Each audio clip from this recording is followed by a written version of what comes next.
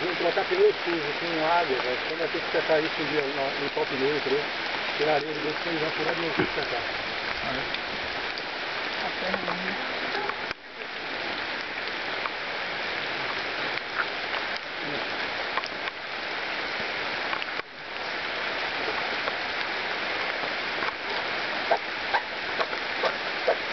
Ele secou.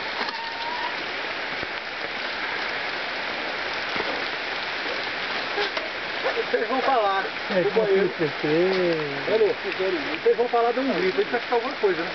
Você mandou a gente gritar quando acabar de ligar? Não, tá vendo? Deu um grito, eu tô certo. Aí briga. Ah! Porque a gente ficou chamando, eu te chamando e ninguém veio. Eu vou gritar assim. Uma vez eu remendei, depois ela abriu, a própria remenda. Duvido, né? Só quando é rasgado. Não é rasgado, não, quando é rasgado direto. Legal. É remendo frio, né? Eu já estou parando de ver. Ele chega com a bonitinha, deixando a cola secar 3 dias. Quem foi que caiu mais ali? Quem foi que caiu mais? Felipe. Carlão.